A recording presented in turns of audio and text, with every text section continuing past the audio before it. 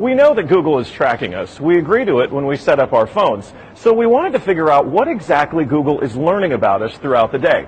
So here's what we're going to do. We have two identical phones. The only difference between these two phones is this one is in airplane mode.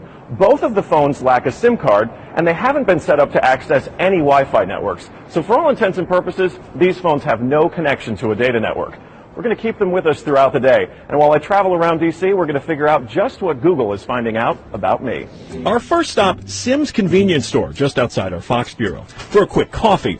From there, we took a walk to the Capitol and took a quick walk around the Senate office buildings, and then decided to hop in a car and head around town. Hello. We're going to the Children's Hospital, please. To run our test, we had to do more than walk the block, so we took a tour around our nation's capital. First, due north to the Children's National Medical Center Hospital, then west to St. Albans School and the National Cathedral. Our tour around town was a 14-mile journey that lasted more than an hour. The entire time, the phones had no access to the internet. Oh my goodness. Not a Wi-Fi connection and not any cellular data service. It almost seemed quaint to assume that Google wouldn't even be able to collect data on me. Let's head back to the bureau, my friend. Oh, that church is beautiful. Google's business model is simple. Collect data on its users and then use that data to sell targeted ads. It's a business model called surveillance capitalism. But does that critical data collection work even when your phones aren't connected?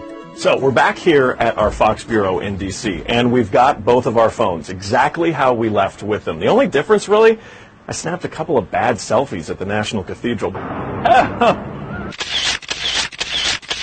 But otherwise, they have stayed in my pocket for the entire day. So let's find out what they know.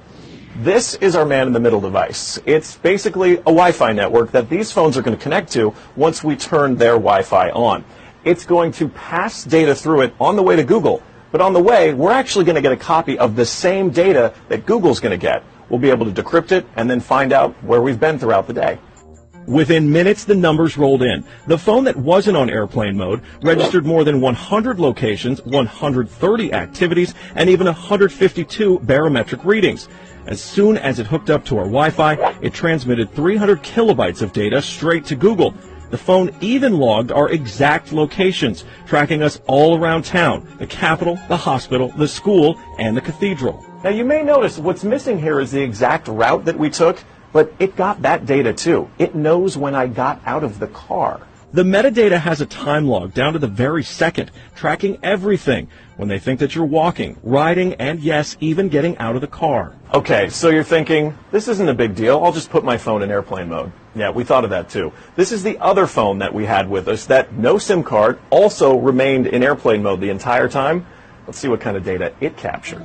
The phone with airplane mode activated actually logged more locations and activities than the other phone, and it also transferred hundreds of kilobytes of data to Google as soon as it was activated. The only thing that's missing from this map is our stop at the Children's Hospital, but it still knows we were there. There it is. Exiting vehicle, 100% accuracy.